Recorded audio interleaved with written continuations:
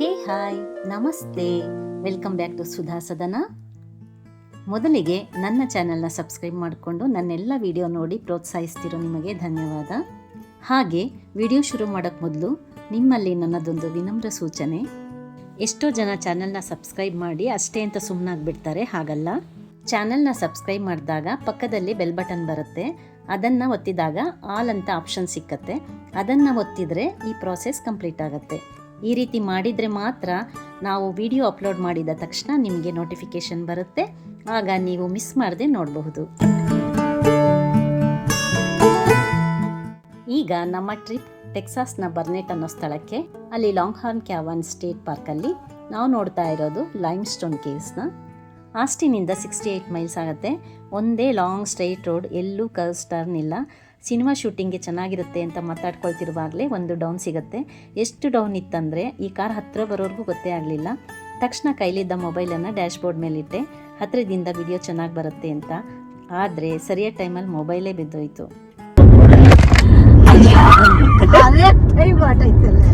ಅಯ್ಯೋ ಅದೇ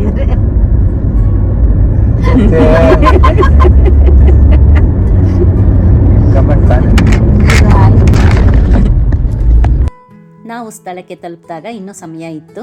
ಅಲ್ಲೇ ಇದ್ದಂತಹ ಅದಕ್ಕೆ ಸಂಬಂಧಪಟ್ಟಂತಹ ಗಿಫ್ಟ್ ಶಾಪ್ ಒಂದನ್ನು ವಿಸಿಟ್ ಮಾಡಿದ್ವಿ. ಹತ್ತಿರದಲ್ಲೆಲ್ಲೂ ರೆಸ್ಟೋರೆಂಟ್ ಇಲ್ಲ. ನಮ್ಮಲ್ಲಿರೋ ಹಾಗೆ ಸಣ್ಣ ಸಣ್ಣ ಅಂಗಡಿಗಳು, ಹೋಟ್ಲುಗಳು ಎಲ್ಲಂದ್ರಲ್ಲಿ ಸಿಗುತ್ತಲ್ಲ, ಹಾಗೆಲ್ಲ ಇಲ್ಲಿ ಎಕ್ಸ್ಪೆಕ್ಟ್ ಮಾಡೋ ಹಾಗೆ ಇಲ್ಲ. ಗಿಫ್ಟ್ ಶಾಪಲ್ಲೇ ರೆಡಿ ಫುಡ್ ಇತ್ತು, ಪೆಪ್ಪರೋನಿ ಪಿಜ್ಜಾ. ಅಪ್ಪ ಮಗಳು ಅದನ್ನೇ ತಿಂದರು.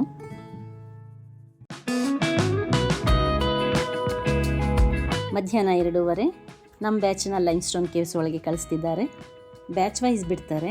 ಬೆಳಗ್ಗೆ 9ರಿಂದ ಸಂಜೆ 5-6 ಗಂಟೆವರೆಗೂ ಪ್ರವೇಶ ಇರುತ್ತೆ. ಬುಕ್ಕಿಂಗ್ ಎಲ್ಲ ಆನ್ಲೈನಲ್ಲೇ, ಮತ್ತು ಎಲ್ರಿಗೂ ಪ್ರವೇಶ ಇರುತ್ತೆ, ಏಜ್ ಲಿಮಿಟ್ಸ್ ಇಲ್ಲ.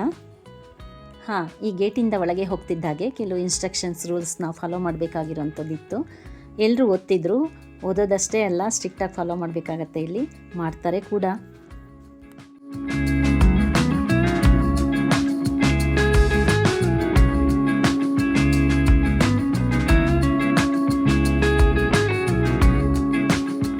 ಈ ಸ್ಟೇಟ್ ಪಾರ್ಕ್ನ ವಿಸ್ತೀರ್ಣ ಒಟ್ಟು ಎಲ್ಲ ಸೇರಿ ಇದೆ 645 ಎಕರೆ.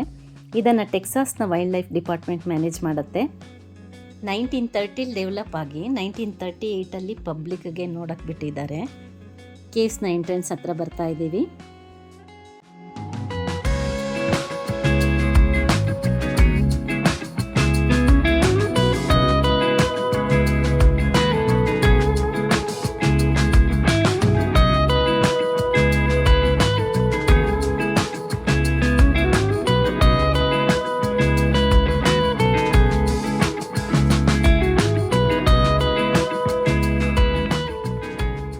ನೋಡ್ತಿದ್ದೀರಲ್ಲ, ಎಂಟ್ರೆನ್ಸ್ನಲ್ಲಿ ಎಲ್ಲ ಸೇರಿದ್ದೀವಿ. ಇನ್ನೇನು ಒಳಗಡೆ ಹೋಗಬೇಕು. ಬ್ಯಾಚ್ ವೈಸ್ ಕರ್ಕೊಂಡು ಹೋಗ್ತಾರೆ ಅಂತ ಹೇಳಿದ್ನಲ್ಲ, ಒಂದು ಬ್ಯಾಚಲ್ಲಿ 30ರಿಂದ 40 ಜನ ಇರ್ತಾರೆ.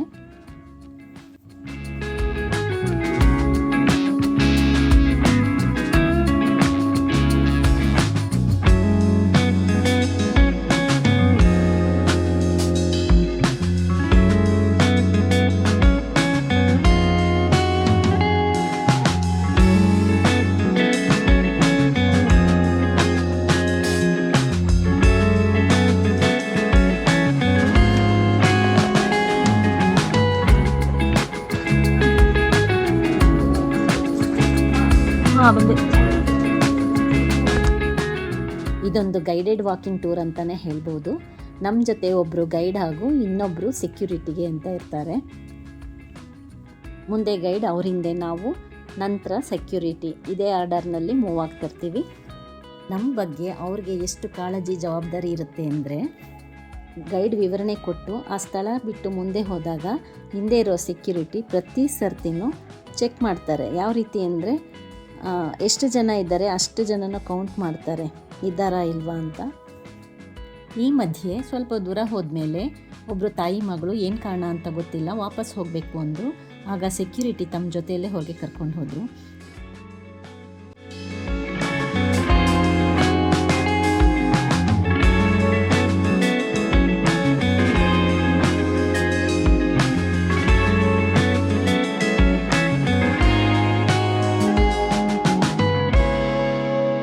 ನೋಡಿ, ಮಧ್ಯದಲ್ಲಿ ಹೌಂಡ್ ಶೇಪಲ್ಲಿ ಎಲ್ಲರ ಗಮನ ಸೆಳೆಯುತ್ತೆ.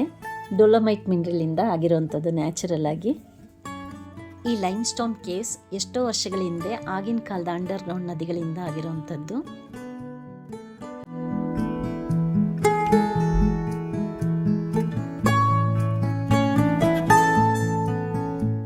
ಸಾವಿರದ 1960 ಕೋಲ್ಡ್ ವಾರ್ ಸಮಯದಲ್ಲಿ 1000 ಜನಕ್ಕೆ ಆಹಾರ ನೀರು ಸ್ಟಾಕ್ ಮಾಡ್ಕೊಳ್ಳೋದಕ್ಕೆ ಮತ್ತು ಶೆಲ್ಟರ್ಗೋಸ್ಕರ ಯೂಸ್ ಮಾಡಿದ್ರಂತೆ ಈ ಪ್ಲೇಸ್ನ. ಕೇವ್ಸ್ ಒಳಗಡೆ ನೆಲ ಹಳ್ಳ ಕೊಳ್ಳ ಇಲ್ಲದೆ ಸಮನಾಗಿ ಮಾಡಿರೋದ್ರಿಂದ ಬೀಳೋ ಭಯ ಇಲ್ಲದೆ ಆರಾಮಾಗಿ ಧೈರ್ಯವಾಗಿ ನಡ್ಕೊಂಡು ಹೋಗ್ಬೋದು. ಈ ಜಾಗನ ಅಂಡರ್ಗ್ರೌಂಡ್ ಬಾಲ್ರೂಮ್ ಅಂತಲೂ ಹೇಳ್ತಾರೆ. ಯಾಕೆಂದರೆ 1920 ನೈಟ್ ಕ್ಲಬ್, ಡ್ಯಾನ್ಸ್ ಹಾಲ್, ರೆಸ್ಟೋರೆಂಟ್ ಈ ರೀತಿದನ್ನು ಬಳಕೆ ಮಾಡ್ತಿದ್ರಂತೆ.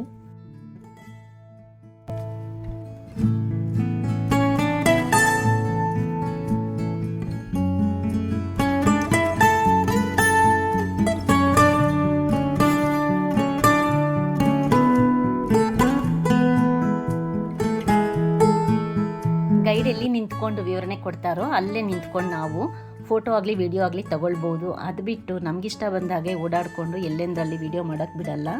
ರೂಲ್ಸ್ ಮತ್ತು ಇನ್ಸ್ಟ್ರಕ್ಷನ್ಸ್ ಅಂತ ಹೇಳಿದ್ನಲ್ಲ, ಅದರಲ್ಲಿ ಇದು ಒಂದು.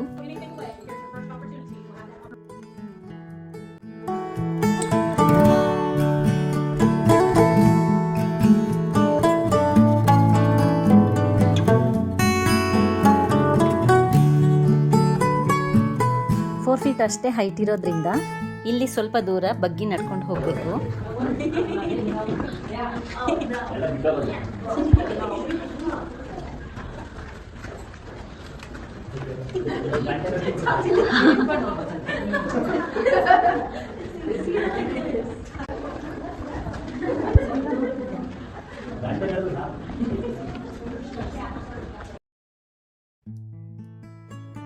I'm going to be offering to take your photo of your group in the corner right here. If you're hitting your phone, I'll definitely take that picture for you.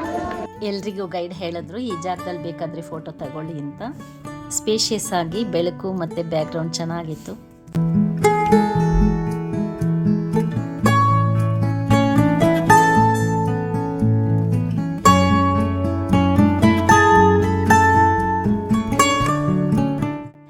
ಇದೆಲ್ಲ calcium carbonate ನೈಸರ್ಗಿಕವಾಗಿ ರಚನೆಯಾಗಿರೋದ್ರಿಂದ ಬೇರೆ ಬೇರೆ ರೂಪದಲ್ಲಿ ಕಾಣುತ್ತೆ. ಕೆಲವು ಕಡೆ ಪ್ರಾಣಿಗಳ ಮುಖ ಥರನೂ ಕಾಣುತ್ತೆ.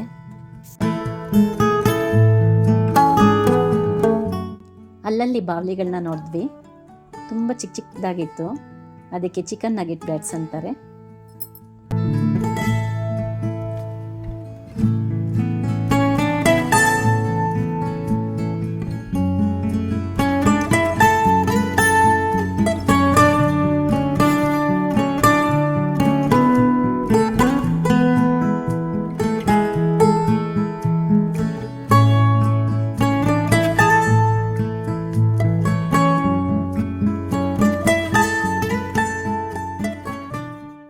ಕೇವ್ಸ್ ಒಳಗಡೆ ಡೀಪಾಗಿ ಹೋದಾಗ ಈ ರೀತಿ ಕ್ಯಾಲ್ಶೈಟ್ ಕ್ರಿಸ್ಟಲ್ಸ್ನ ಡೆಪಾಸಿಟ್ಸ್ ನೋಡ್ಬೋದು. ಲೈಟ್ ಬೆಳಕಲ್ಲಿ ಡೈಮಂಡ್ಸ್ ಥರ ಹೊಳೆಯೋದ್ರಿಂದ ಇದನ್ನು ಕ್ರಿಸ್ಟಲ್ ಸಿಟಿ ಅಥವಾ ಹಾಲ್ ಆಫ್ ಜೆಮ್ಸ್ ಅಂತಲೂ ಅಂತಾರೆ.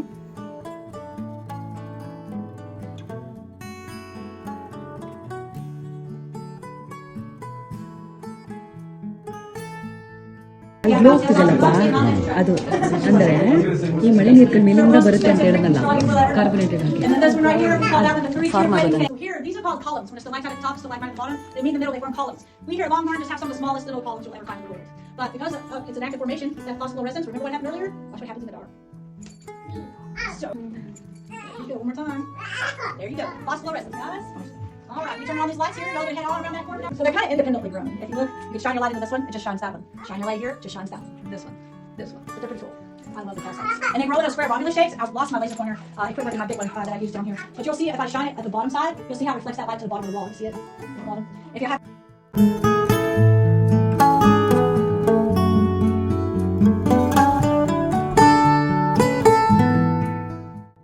ಇಷ್ಟೊಂದು ದೊಡ್ಡ ಕೇವ್ ಅಂತ ಅಂದ್ಕೊಂಡಿರಲಿಲ್ಲ. ಒಳಗೆ 3 ಗಂಟೆಗಿಂತ ಹೆಚ್ಚು ಸಮಯ ಕಳೆದಿದ್ದೀವಿ. ಹೊರಗೆ ಬಂದಾಗ ಸಂಜೆ ಆಗಿತ್ತು. ನನಗಂತೂ ಅಮೇಝಿಂಗ್ ಆ್ಯಂಡ್ ಇನ್ಫಾರ್ಮೇಟಿವ್ ಅನಿಸ್ತು. ಇನ್ನುಳಿದಿದ್ದು ನೀವು ಹೇಳಬೇಕು ಹೇಗನ್ನಿಸ್ತು ಅಂತ. ಒಳಗಡೆ ಇದ್ದಾಗ ಹಸಿವೆ ಮರ್ತೋಗಿತ್ತು. ಈಗ ಅದರ ಕಡೆ ಗಮನ ಕೊಟ್ಟು ಮನೆ ಕಡೆ ಪ್ರಯಾಣ. ಸರಿ, ನೋಡಿದ್ದಕ್ಕೆ ಧನ್ಯವಾದ. ನೋಡ್ತಾ ಇರಿ ಹೀಗೆ. ಮತ್ತೆ ನಿಮ್ಮ ಭೇಟಿ ಮುಂದಿನ ವ್ಲಾಗ್ನೊಂದಿಗೆ. ಬಾಯ್, ನಮಸ್ತೆ.